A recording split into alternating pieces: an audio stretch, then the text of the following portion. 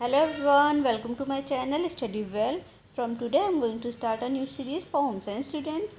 Basically ये जो content बनाया गया है ये NTA UGC नेट के अकॉर्डिंग बनाया गया है, लेकिन इसके अलावा भी अगर आप किसी भी तरह का MSc के एंट्रेंस एग्जामिनेशन दे रहे हैं, जैसे कि ICAR के एग्जामिनेशंस होते हैं या PhD के एग्जामिनेशंस होते हैं, तो कोई भी एंट्रेंस एग्जामिनेशन आप दे रहे हैं तो उसमें भी आपका ये कंटेंट यूज़फुल होगा। ठीक है, अगर आप इतना भी पढ़ लेते हैं जो मैं आपको पढ़ा रही हूँ तो होम साइंस का चाहे कोई भी एग्ज़ाम हो उसमें आप बहुत अच्छा परफॉर्म कर सकते हो, क्योंकि PGT TGT और ये जो UPSC के एग्ज़ाम्स होते हैं सब में लगभग कंटेंट हमारा सेम ही होता है। ठीक है, तो ये जो मैंने बनाया है ये सभी एग्ज़ाम्स को लेकर के ध्यान में रखते हुए मैंने बनाया है कि सभी एग्ज़ाम में किस तरह के एग्ज़ाम्स क्वेश्चन पेपर आते हैं। ठीक है, तो हम बात करेंगे सबसे पहले होम साइंस का। आप सबको पता है कि आज हम सिलेबस के बारे में बात करेंगे। तो सबको पता है कि होम साइंस के हमारे 5 डिपार्टमेंट्स होते हैं, जिसको हम होम साइंस को डिस्ट्रीब्यूट करें तो हमने 5 सब डिविजन्स में उनको डिस्ट्रीब्यूट किया है। ठीक है, तो सबसे पहला है हमारा food and nutrition. Food and nutrition का आपको पता ही है, जो हम भोजन के बारे में बात करते हैं और भोजन का जो हमारी हेल्थ पे इफ़ेक्ट पड़ता है उसके बारे में बात करते हैं। ठीक है, तो वो जितना भी हम जो भी खाते हैं XYZ और जो भी हमारे हेल्थ पे उसका इफेक्ट है वो सब हम किसके अंदर बात करते हैं, फूड एंड न्यूट्रिशन में बात करते हैं। ठीक है, फिर है clothing and textile. Clothing and textile आपको पता ही है, जो भी हमारे क्लोथ्स हम पहनते हैं वो जब से स्टार्टिंग से बनना शुरू होता है वहाँ से लेकर के और जब तक हम उसे यूज़ करते हैं तब तक जितना भी उसका जो भी प्रोसेसिंग होती है उस प्रोसेसिंग को हम किस में पढ़ेंगे, क्लोथिंग एंड टेक्सटाइल में पढ़ेंगे। ठीक है, फिर ह्यूमन डेवलपमेंट में हम पढ़ते हैं जो हमारा बेसिकली साइकोलॉजिकल एस्पेक्ट्स होते हैं फैमिलीज़ के, पर्सनस के और जो हमारे चाइल्ड्स हैं सारे फैमिली मेम्बर्स के, उसमें हम बात करते हैं आपके ह्यूमन डेवलपमेंट में। ठीक है, एक्सटेंशन एंड कम्युनिकेशन में हम बात करते हैं वो मेथड जिसमें हम लोगों को कन्विंस कर सकें और उनको समझा सकें, और इसके अलावा हम बहुत सारे ऐसे मेथड्स भी पढ़ते हैं जो क्या हम जो भी होम साइंस में पढ़ रहे हैं हम उसे दूसरे को किस तरीके से कन्वे कर सकें। ठीक है, कम्युनिकेशन एक्सटेंशन हमारा क्या करना है, हमें अपनी नॉलेज को, इन्फॉर्मेशन को, नॉलेज को क्या करना है, प्रसार करना है। ठीक है, फैमिली रिसोर्स मैनेजमेंट में हमारा काम होता है फैमिलीज़ के जो भी रिसोर्सेज हैं, मान लीजिए हमारा बजट हो गया, मनी है हमारे पास, टाइम है, उनको किस तरीके से इफ़ेक्टिवली हमें क्या करना है, यूटिलाइज़ करना है। ठीक है, तो ये हमारे इतने तरह के सब डिविजन्स हैं। तो हम सबसे पहले बात करते हैं सिलेबस की। जो हमारा NTA UGC नेट का सिलेबस है इसमें डिस्ट्रीब्यूटेड है, 10 यूनिट्स में डिस्ट्रीब्यूटेड है, जिसमें से हमारा यूनिट फर्स्ट में आएगा food science and food services management. इसमें हम क्या बात करेंगे, फूड साइंस एंड न्यूट्रिशन की हम बात करेंगे, आखिर फूड साइंस होता क्या है, कितने, और न्यूट्रिशन साइंस क्या होता है इसके बारे में हम बात करेंगे। फूड की प्रॉपर्टीज़ जो होती हैं, कितने गुण होते हैं, ऐसे फिजिकल और केमिकल प्रॉपर्टीज़ होती है उसके बारे में हम बात करेंगे। क्वालिटी एवोल्यूशन के बारे में बात करेंगे कि अगर हम फूड की किसी भी क्वालिटी को एवोल्यूट करें तो वो किस तरीके से हम इसे एवोल्यूट करेंगे। ठीक है, या ऑब्जेक्टिव और सब्जेक्टिव दो मेथड के थ्रू हम एवोल्यूशन करते हैं। फिर है हमारा इफ़ेक्ट्स ऑफ कुकिंग, जो भी हमारा कुकिंग का इफ़ेक्ट है या फिर किसी भी तरह की प्रोसेसिंग टेक्निक्स का इफ़ेक्ट है वो किस पे, फूड पे किस तरीके से पड़ता है, उसके जो न्यूट्रिशनल कंपोनेंट्स है उसमें क्या क्या इफेक्ट पड़ता है। जैसे कि अगर हम खुले बर्तन में खाना पकाते हैं तो क्या होता है, उसका जो आयोडीन है फूड का वो हमारे एयर के साथ उड़ जाता है। ठीक है, वेस्ट हो जाता है। तो इसलिए हम लोग इसमें सारे टेक्निक्स पढ़ेंगे कि हम किस तरीके से हमारे जो न्यूट्रिएंट्स हैं वो वेस्ट हो रहे हैं। ठीक है, और क्या क्या चीज़ें हमारे फूड के न्यूट्रिएंट्स को इफ़ेक्ट कर रही हैं। फिर है हमारा फूड पिगमेंट्स एंड एडिटिव्स, जो भी चीज़ें हम खाने में मिलाते हैं एक्स्ट्रा उसके बारे में हम पढ़ेंगे। नेक्स्ट है हमारा बहुत सारे रूल्स एंड रेगुलेशन भी हैं फूड से रिलेटेड। जो मार्केट में हमारे पास फूड आइटम्स आते हैं, चाहे वो कोई भी हो, ड्रिंक्स हो या फिर हमारे मैगी हो, वो सब एक कई तरह के स्टैंडर्ड से गुजरते हुए हम तक आते हैं। ऐसे सीधे मार्केट में कोई भी प्रोडक्ट नहीं आ सकता है। ठीक है, जब तक वो उन स्टैंडर्ड पे खरा नहीं उतरेगा तब तक वो हमारे पास नहीं आएगा। तो उन स्टैंडर्ड्स के बारे में पढ़ेंगे कि हमारे कल्चर में हमारे गवर्नमेंट ने कितने तरह के लॉज एंड रेगुलेशन बना रखे हैं फूड आइटम से रिलेटेड। ठीक है, फिर है पर्सपेक्टिव ऑफ फूड सर्विसेज। जो हमारे फूड सर्विसेज होती हैं बहुत सारी, जैसे आपने रेस्टोरेंट देखा होगा, हम अपना खुद का कैफेटेरिया खोल लें या फिर इसके अलावा हम जो हॉस्टल्स में कैफेटेरियाज़ होते हैं, हम कुछ भी जो फूड सर्विसेज जितनी भी इंस्टीट्यूशंस हैं उनको मैनेज करना इसमें सीखेंगे। ठीक है, कोई भी नया प्रोडक्ट डेवलप करना है, जो नैनो टेक्नोलॉजी आजकल काफ़ी फेमस है ये, जब हम किसी भी अणु में, मतलब बहुत किसी भी प्रोडक्ट्स के सबसे छोटे अणु में जाकर के कोई चेंजेस करते हैं तो उसको हम क्या बोलते हैं, नैनो टेक्नोलॉजी बोलते हैं। ठीक है, तो फूड रिलेटेड नए नए टेक्नोलॉजीज़ को हम आजकल डेवलप करते जा रहे हैं। इसके अलावा food services management of institution level वही हो गया जो हमारे फूड सर्विसेज इंस्टीट्यूशन जो बहुत सारे चल रहे हैं, जैसे कि हॉस्टल्स में कैफेटेरिया चल रहा है, हम खुद अपना जो कैफ़ेज़ खोल लेते हैं और रेस्टोरेंट्स खोल लेते हैं। इसके अलावा हम क्या करते हैं कि जो हमारे हॉस्पिटल्स में कैंटीन्स चलती हैं वो सब भी इसमें सिखाया जाएगा किस तरीके से उनको मैनेज करना चाहिए। ठीक है, इससे रिलेटेड रिसर्चेस पे हम बात करेंगे। जो भी हमारा ये सब्जेक्ट है, जब हम एमएससी करते हैं या पीएचडी करते हैं तो उसमें क्या होता है, हमें रिसर्चेस करनी होती है। तो इनमें से कोई भी आप टॉपिक का सब टॉपिक डिवीजन में बहुत सारे लाखों सब टॉपिक्स आपके बन सकते हैं, तो उन सब टॉपिक से रिलेट करके आप अपनी रिसर्च या शोध को उठा सकते हैं। ठीक है, नेक्स्ट है हमारा यूनिट सेकंड में हमारा nutrition and dietetics. Nutrition and dietetics में हमारा क्या है, अभी तक तो हम फूड के बारे में पढ़े थे, अब हम न्यूट्रिशन के बारे में पढ़ेंगे। यानी कि जब वो हमारी बॉडी में फूड आ गया है तब वो क्या क्या इफेक्ट कर रहा है। ठीक है, यानी कि फूड ग्रुप्स, हमारे कितने तरह के फूड ग्रुप्स होते हैं, और बैलेंस डाइट क्या होती है, फूड पिरामिड्स क्या होते हैं, मैक्रो एंड माइक्रो न्यूट्रिशन क्या होता है। ठीक है, ये सब हम पढ़ेंगे।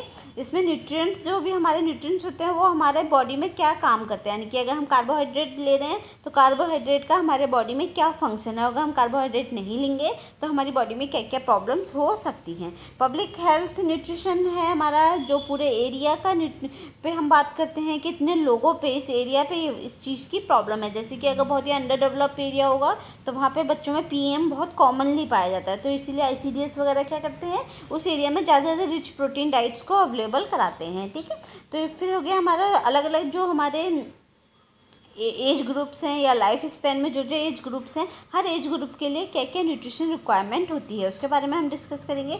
इसके अलावा कम्युनिटी न्यूट्रिशन हो गया, पूरे एक कम्युनिटी के न्यूट्रिशन पर हम बात करेंगे कि इस एरिया में इस चीज़ की कमी है, हम किस तरीके से इस कमी को दूर करें। स्पोर्ट्स न्यूट्रिशन हो गया, इस आज के लिए भी बहुत फेमस है, जो स्पोर्ट्स पर्सनस हमारे होते हैं उनको किस तरीके का न्यूट्रिशन लेना चाहिए। ठीक है, और फिर है हमारा nutrition emergencies and disaster. Nutrition emergency and disaster में हमारा है जो आजकल कोविड-19 चल रहा है। ठीक है, सबको पता है कितने सारे माइग्रेंट्स हैं जो रास्तों में घूम रहे हैं, बेचारे वॉक कर रहे हैं, पैदल जा रहे हैं, तो उनको किस तरीके से न्यूट्रिशन प्रोवाइड कराना चाहिए कि उनका कम से कम कॉस्ट में उन्हें खाना मिले।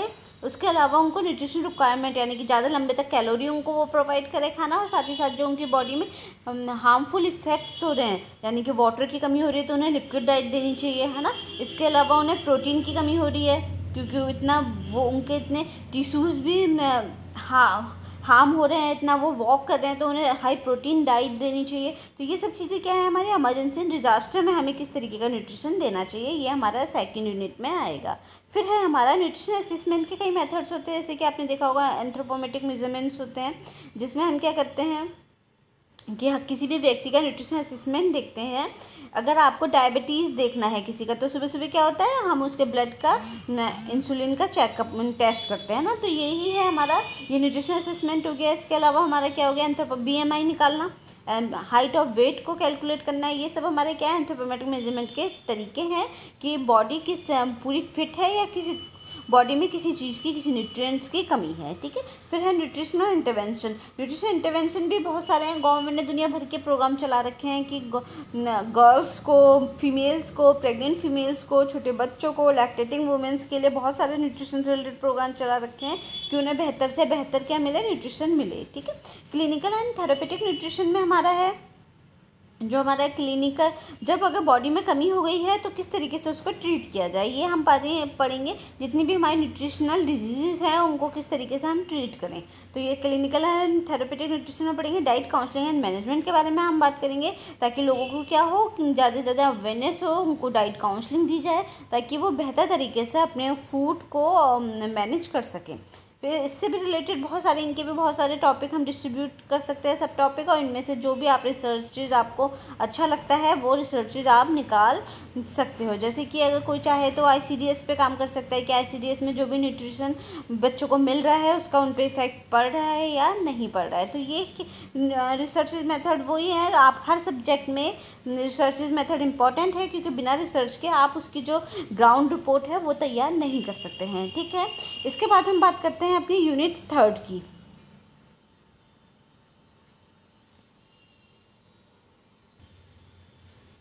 यूनिट 3 में हमारी टेक्सटाइल आएगी। टेक्सटाइल में हमारा, आपको सबको पता है, जो भी फाइबर्स हम किस तरीके से हमें नेचर से अवेलेबल होता है या मेन मेड फाइबर्स हैं वो कहाँ से अवेलेबल होते हैं, उनको किस तरीके से हम प्रोसेस करके एक सही कपड़ा, एक सही ड्रेस बनाने के लिए हम यूज़ कर सकते हैं। तो वो सारा प्रोसेस हम किस में पढ़ते हैं, टेक्सटाइल में पढ़ते हैं। सबसे पहले हम बात करेंगे टेक्सटाइल टर्मिनोलॉजीज़ की। फाइबर्स हो गए हमारे, फाइबर क्या होते हैं, धागा यान क्या होता है, वीव्स कितने तरह की होती हैं, फैब्रिक्स क्या होता है, ये सब हम बात करेंगे टेक्सटाइल टर्मिनोलॉजीज़ में। इसके अलावा हम फाइबर क्लासिफिकेशन की बात करेंगे, यार्न्स एंड वीव्स की बात करेंगे, identification of fibres and weaves, ये सब हम बात करेंगे अपने टेक्सटाइल की यूनिट्स में। फिर हैं कितने तरह के हमारे नेचुरल मैनमेड फाइबर्स होते हैं, तो उनको जो भी बनाने की मैन्युफैक्चरिंग प्रोसेस होती है उसके बारे में हम बात करेंगे, उनकी प्रॉपर्टीज और उनके जो यूज़ हैं, क्या क्या गुण हैं उनके मैनमेड एंड नेचुरल फाइबर्स के, और उनका एंड यूज़ किस लिए, लास्ट में उनको हम किस काम में यूज़ कर रहे हैं। मतलब कि अगर कॉटन है तो कॉटन को हम लास्ट प्रोडक्ट क्या बना रहे हैं, हम क्या बना रहे हैं, उनका कुर्ता बना रहे हैं, साड़ीज़ बना रहे हैं,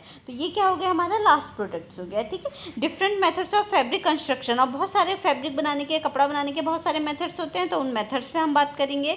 वुवन हो गया, निटेड हो गया, जैसे कि हम बुनाई करते हैं, स्वेटर्स बनाते हैं ना बुन करके, तो वो हमारी क्या हो गई, निटेड हो गई। तो इस तरीके से बहुत सारे मेथड्स हैं, हम उनके बारे में बात करेंगे। टेक्सटाइल फिनिशेज हमारी बहुत सारी होती हैं, और फिनिशेज का काम क्या होता है, फैब्रिक को बेहतर से बेहतर, एक तो सुंदर दिखाना, अच्छा फैब्रिक लगे देखने में, और साथ ही साथ उसकी परफॉर्मेंस रिलेटेड भी, उनको हाई परफॉर्मेंस रिलेशन भी उनका बनाना, बेहतर उनकी परफॉर्मेंस बने। ठीक है, फिर है टेक्सटाइल डाइंग एंड प्रिंटिंग, सबको पता है, जो हम डाई करते हैं कपड़ों में, प्रिंटिंग करते हैं, कई तरह के डिज़ाइंस बनाते हैं, हम छपाई करते हैं, टाई एंड डाई हम बनाते हैं, बाटिक्स होती हैं, स्क्रीन प्रिंटिंग होती है, दुनिया भर की जो प्रिंटिंग्स हम अपने कपड़ों में यूज़ करते हैं, हम उसके बारे में बात करेंगे। ठीक है, फिर है हमारा ट्रेडिशनल टेक्सटाइल भी हैं जो हमारे बहुत समय से चले आ रहे हैं, एम्ब्रॉयड्रीज जिनको हम बोलते हैं, और इसके अलावा वोवन टेक्सटाइल्स हो गई, डाई टेक्सटाइल हो गई, जो हमने पीछे पढ़ा था अलग अलग, जैसे कि राजस्थान की कौन सी डाई है, डाई एंड टाई है ना, तो इस तरीके के हम ये भी बात करेंगे, उनके मेथड्स भी, किस तरीके से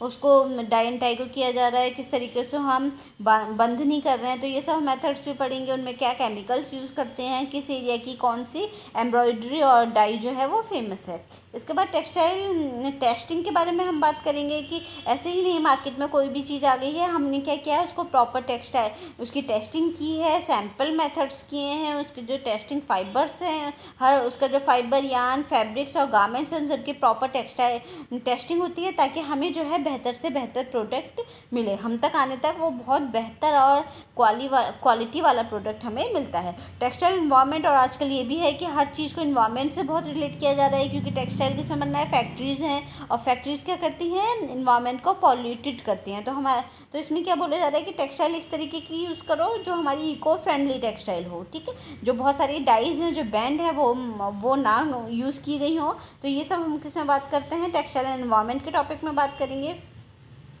फिर है हमारा recent development textile and apparel designs. आजकल बहुत सारे मेथड्स जो हैं, आजकल नई नई टेक्नोलॉजीज आ रही हैं, तो हम उन जो नई नई टेक्नोलॉजी टेक्सटाइल के क्षेत्र में आ रहे हैं हम उसके बारे में बात करेंगे, और इनसे रिलेटेड जितने भी रिसर्चेज हो सकते हैं हम उसके बारे में बात करेंगे। ठीक है, नेक्स्ट है हमारा यूनिट 4। ये हमारा एक तरह से तो टेक्सटाइल का ही पार्ट है, पर हम इसे क्लोथिंग बोल सकते हैं। तो क्लोथिंग हो गया जब हमारा अपीयरल डिज़ाइनिंग की हम इसमें बात कर रहे हैं, जब हमारे पास कपड़ा बन के आ गया है तो हम क्या कर रहे हैं, उस कपड़े को पहनेंगे। ठीक है, हमारे पास कपड़ा बन के आ गया है, जो रॉ कपड़ा है, उसका अभी कोई शेप नहीं है, हमने उस कपड़े को कटिंग करके क्या कर लिया है, अब उसको हमने यूज़ करके अपने कपड़ों में कपड़े बना लिए हैं। ठीक है, तो बॉडी मेजरमेंट लेना हो गया, आप टेलर के पास जाते हैं तो टेलर क्या करता है, सबसे पहले आपकी बॉडी मेजरमेंट लेता है। ठीक है, तो किस तरीके से बॉडी मेजरमेंट लेना चाहिए उसके टेक्निक से बताएंगे, इक्विपमेंट्स क्या क्या होते हैं, जैसे स्विंग मशीन हो गई, सीजर्स हो गई, पिंकिंग शेयर्स हो गए, तो ये जो कैंचियाँ होती हैं सब किस तरीके से यूज़ की जाती हैं जब भी हम कोई कपड़ा बनाते हैं। तो ठीक है, जो क्या हमारा टेलरिंग हो गया है, फैशन डिज़ाइनिंग में हम जो जो यूज़ करते हैं इक्विपमेंट्स, हम उसके बारे में बात करेंगे। इसके अलावा बहुत सारे डिज़ाइंस और प्रिंसिपल्स होते हैं, एलिमेंट्स होते हैं, जैसे बैलेंस हो गया, एम्फेसिस हो गया, ये सब क्या हमारे प्रिंसिपल्स हैं किसके, ये हमारे आर्ट का और क्लोथिंग के प्रिंसिपल सेम ही होते हैं, क्योंकि हम क्या कर रहे हैं अपनी क्लोथिंग में भी तो आर्ट ही बना रहे हैं ना, डिज़ाइन बना रहे हैं हम, तो उसके जो कुछ प्रिंसिपल्स होते हैं उनको हमें ध्यान देना है, उसके बारे में हम आगे बात करेंगे। फैशन से रिलेटेड भी बहुत सारी टर्मिनोलॉजीज है, जैसे कि आजकल क्या चल रही है, हाई वेस्ट जीन्स बहुत चल रही है, लेकिन जब हम लोग कॉलेज में थे तब लो वेस्ट जीन्स चलती, तब हाई वेस्ट जीन्स को बहुत ही बिल्कुल जो पुअर क्लास होता है उनका माना जाता था हाई वेस्ट जीन्स का। लेकिन अब मार्केट जाओ तो अब लो वेस्ट तो बिल्कुल गायब हो गया है और हाई वेस्ट इतना फैशन में है कि यकीन ही नहीं होता कि उस टाइम पे हम इसे इतना बिल्कुल लो ग्रेड मानते थे, और आजकल हर बच्चे के पास low waist jeans, high waist jeans होती है, और लो वेस्ट जीन्स तो बिल्कुल कोई पहनता ही नहीं है। तो ये फैशंस हैं, कभी आते हैं और कभी जाते हैं, ठीक है। इनके बारे में हम बात करेंगे, जो हमारी फैशन साइकिल्स होती हैं। इसके बाद जो पैटर्न मेकिंग होते हैं, जैसे ड्राफ्टिंग हो गई, ड्रेपिंग हो गई और फ्लैट पैटर्न मेकिंग टेक्निक्स हो गई, ये सब क्या है, ये हमारे वो मेथड्स हैं जब हम कपड़े को काटने से पहले हम बहुत सारी चीज़ें उसमें पेपर पे करके देखते हैं, है ना। तो वो हमारी ड्राफ्टिंग हो गई। हमने पहले, अगर हम सीधे अपने क्लोथ्स को काटेंगे तो वो क्या होगा, वो कपड़ा ख़राब होने के चांसेस होते हैं। तो हम क्या करते हैं, पहले उसको ड्राफ्टिंग बनाते हैं, उसको पेपर पे काम करते हैं। अगर पेपर पर सही होता है तो पेपर को उसके जो भी हमारा फैब्रिक है उसके ऊपर रख करके उसको काट लेते हैं, ठीक है। अपीयरल मैन्युफैक्चरिंग बहुत सारे टेक्निक्स हैं, जैसे कि डिफरेंट तरह की सीम्स आती हैं, टक्स आते हैं, बहुत तरह की मशीनें आजकल मार्केट में आ चुकी हैं, बहुत दुनिया भर की टेक्निक्स आ चुकी हैं। तो उन टेक्निक्स के बारे में हम पढ़ेंगे। क्वालिटी टेस्टिंग के बारे में हम बात करेंगे कि हर कपड़े का कोई डिफेक्ट्स ना हो, कपड़ों में, फैब्रिक और गारमेंट्स में कोई डिफेक्ट्स ना हो, उनकी क्वालिटी हाई हो, उनके जो जिस पर्पज़ के लिए कंज्यूमर उस कपड़े को ले रहा है वो पर्पज़ को फुलफ़िल करे। तो ये सब काम, इसके भी जो लॉज हैं उसके बारे में हम बात करेंगे।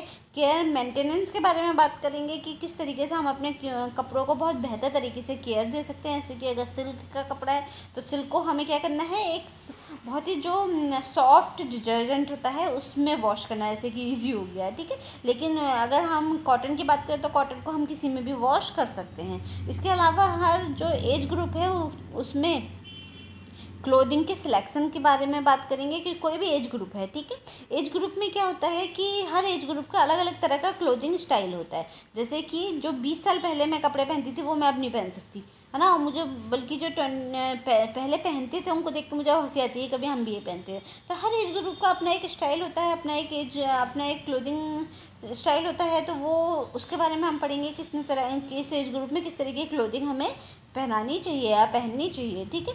फिर इससे भी रिलेटेड क्या हमारे रिसर्चेज हैं, हाइपोथेसिस टेस्टिंग है, इसके बारे में हम बात करेंगे कि इनमें से भी हम रिसर्चेज का कोई टॉपिक ले सकते हैं और किस तरीके से हमें लेना चाहिए। वैसे जो रिसर्च वाले इन्होंने हर उसमें दिया है, इसको हम एक अलग ही रिसर्च एंड मेथोडोलॉजी के रूप में अलग से ही एक यूनिट लेकर के पढ़ेंगे। सब में मिक्सअप कर दी है इन्होंने, ठीक है। इसके बाद हम जो नेक्स्ट यूनिट्स हैं उसके बारे में हम अपनी नेक्स्ट क्लास में बात करेंगे। तब तक के लिए बाय बाय, टेक केयर।